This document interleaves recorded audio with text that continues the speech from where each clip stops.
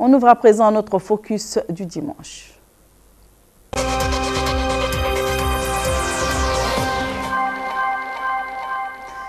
La semaine qui s'achève a été notamment marquée par la tenue à Nouakchott d'une conférence internationale dénommée « Les enjeux de gestion de la biodiversité marine et côtière en Mauritanie ». Cet événement qui s'est étalé sur 3 jours avait pour objectif de faire un point sur les connaissances et les potentialités des eaux sous juridiction nationale en termes de biodiversité, sensibiliser les parties prenantes aux enjeux de gestion des ressources et à la nécessité d'une gouvernance concernée pour l'ensemble de la zone côtière et marine, aborder la question du capital naturel bleu et de sa valorisation économique durable et aussi mobiliser les partenaires techniques et financiers autour d'initiatives coordonnées contribuant à la réalisation des engagements de la Mauritanie. Cette assise a enregistré la présence des ministres de l'Environnement et de la Pêche avec à leur côté les ambassadeurs de France et d'Allemagne. Sur le sujet, je vous propose tout d'abord de revenir sur le résumé de Fofana Issa qui a assisté pour nous à l'ouverture des travaux. En Mauritanie, les eaux sous juridiction nationale abritent des écosystèmes parmi les plus productifs au monde en raison de la présence de conditions favorables dans la zone d'upwelling et les apports minéraux liés aux aérolithes sahariens. Ces écosystèmes fournissent des services encore trop mal connus et de plus en plus menacés par les activités humaines et les effets du changement climatique. Au cours des 20 ou 25 dernières années, ce sujet a pris une place considérable dans le débat mauritanien suite à la montée en puissance de secteurs économiques tels que la pêche, les hydrocarbures, le transport maritime ou encore le développement urbain et industriel sur la côte. L'État s'est alors fortement impliqué au travers de politiques visant à encadrer au mieux ces nouvelles dynamiques et il a été accompagné en cela par des partenaires techniques et financiers, mais aussi le secteur privé, notamment dans le domaine de la recherche. Gérer et protéger la biodiversité marine et côtière dans le contexte de développement des activités industrielles extractives offshore, il nous faut nécessairement disposer d'informations scientifiques fiables. Et je me réjouis également de la présence d'éminents scientifiques à cette conférence. Mais gérer, c'est aussi informer et sensibiliser l'opinion publique pour une meilleure prise en charge sociale et économique de la question. Les tables rondes prévues durant les 2 journées vous permettront certainement de parvenir ensemble à poser les bases concrètes d'une meilleure gestion de nos ressources marines. Le BACOMAB, créé en 2009, a émergé de cette dynamique et a vocation, au-delà de son appui financier à la conservation de la biodiversité marine et côtière, à assumer l'animation et la coordination des partenaires impliqués dans les efforts de conservation du capital naturel de la Mauritanie. Nous sommes à un moment crucial où la science doit guider nos décisions. La richesse des connaissances que partagent nos invités scientifiques doit inspirer nos politiques et nos actions pour la conservation marine. La Mauritanie, avec ses institutions de recherche et ses sites naturels exceptionnels comme le PNBA, est à l'avant-garde dans ce domaine. Mais nous devons continuer à renforcer et à étendre nos efforts. Cette conférence coïncide avec des initiatives internationales majeures, comme la décennie mondiale de conservation des océans et la prochaine conférence des Nations Unies.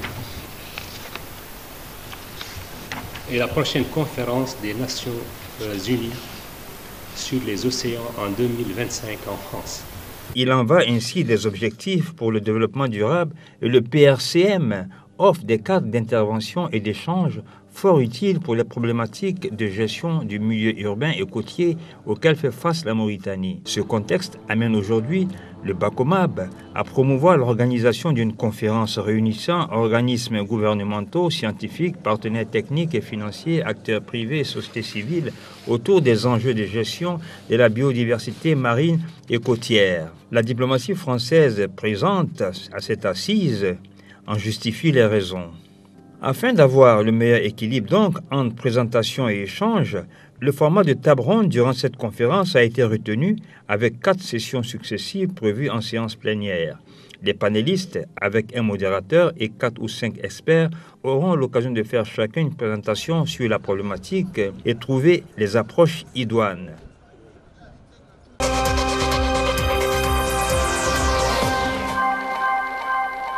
Mesdames et messieurs, dans la seconde partie de ce Focus Hebdo sur la biodiversité, nous recevons justement une personne ressource sur la problématique en la personne de M. Omar Ba, qui a bien voulu nous rejoindre sur le plateau du 20h et en tant que responsable des opérations du Bacomab et également chargé de la coordination des subventions que Bacomab accorde au bénéfice des aires marines protégées, dont entre autres les parcs nationaux.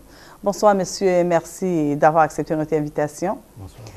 Alors tout d'abord, pour la profane que je suis, j'aimerais que vous me situiez sur les prérogatives de Bacomab, du PRCM, de l'institution qui gère le banc d'Arguin et des deux tutelles que sont les ministères de l'Environnement et de la Pêche. Donc le Bacomab, d'une manière générale, est un mécanisme de financement durable qui vient appuyer les aires marines protégées en Mauritanie dans tout ce qui est la préservation de la biodiversité marine et côtière. On a quand même l'impression qu'il peut y avoir un risque de chevauchement de compétences dans le cadre de vos différentes missions.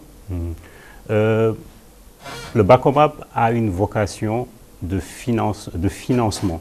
Maintenant, quand on parle de vocation de financement, donc nous sommes là plus pour appuyer l'aspect financier et plus précisément la conservation de la biodiversité marine et côtière.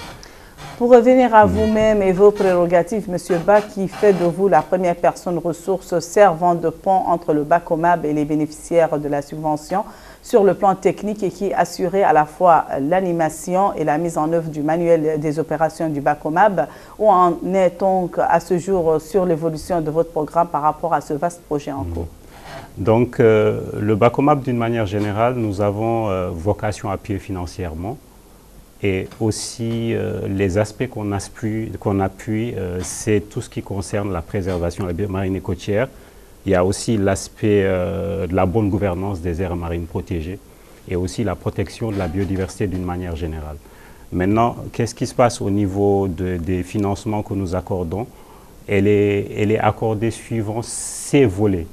Et ces volets au niveau du parc national du banc d'Arguin, qui est un patrimoine mondial et un don à la terre, entre autres. C'est les volets surveillance, parce que pour protéger un environnement, il faut déjà connaître cet environnement. Donc on finance la science, la connaissance aussi de cet environnement. Une fois qu'on connaît un environnement, on a aussi besoin de mettre un aspect surveillance de cet environnement pour pouvoir mieux la protéger. Donc c'est cela notre approche. Nous finançons aussi le parc national du Djaoling, qui suivant la même approche, sauf que d'une manière à l'échelle dimensionnelle, le parc national du banc d'Arguin est à la taille d'un pays comme le Liban par exemple. Il occupe les 1/3 du littoral mauritanien. Donc c'est un patrimoine important du littoral. Avez-vous un mot à passer face à la gestion de la problématique de la biodiversité qui reste fastidieuse? Oui, d'habitude, quand on parle de biodiversité et de recherche d'une manière générale, ça demande des fonds. Et beaucoup de fonds, parce que souvent, quand on parle de l'océan, d'une manière générale, l'océan couvre environ plus de 70% de la surface de la Terre. Et ici, en Mauritanie, par exemple, c'est un capital important pour nous. Pourquoi? Parce que nous avons vous entendez certainement assez souvent les gens parler des côtes les plus poissonneuses au monde. Donc, derrière ces côtes les plus poissonneuses au monde, on n'est pas qu'une côte plus poissonneuse au monde. On est en même temps aussi un spot de la biodiversité. Un spot de la biodiversité, ça veut dire qu'on retrouve, d'une manière générale, une multitude de différentes espèces qui ne s'arrêtent pas qu'aux poissons.